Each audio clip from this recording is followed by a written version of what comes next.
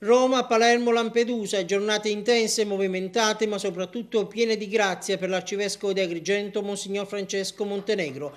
Ripercorriamo allora queste importanti tappe, lo facciamo attraverso le sue parole. Nella capitale, assieme agli altri vescovi siciliani, il pastore della Chiesa agrigentina è stato ricevuto dal pontefice. Monsignor Montenegro, che incontro è stato? No, è stato un incontro interessante, un incontro amichevole.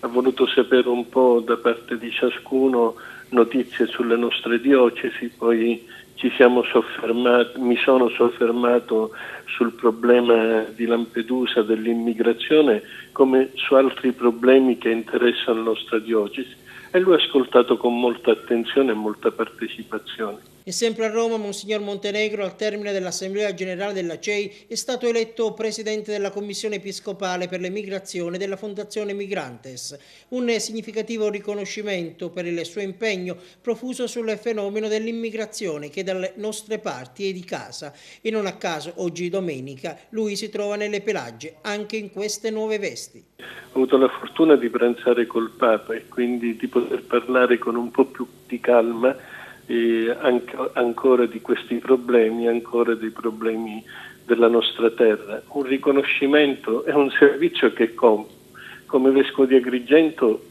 non potevo non interessarmi e non posso non interessarmi di ciò che riguarda la nostra terra.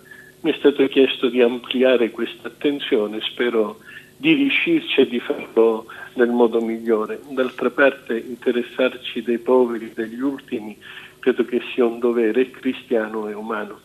Oggi è domenica, lei si trova a Lampedusa, ecco, cosa ha detto ai lampedusani? Ha già incontrato qualcuno? No, proprio ora, tra poco, farò la prima comunione ai bambini e vado a portare un saluto particolare a loro da parte del Papa, che ho chiesto se potevo portare questo saluto e agli agrigentini e ai lampedusani in modo particolare, e mi è stato detto di sì. Pensa di portare avanti qualche iniziativa per il fenomeno dell'immigrazione, per questo nuovo incarico? Ora devo prendere rapporto con l'ufficio di Roma e quindi un po' insieme stabilire qual è il calendario e gli impegni da seguire.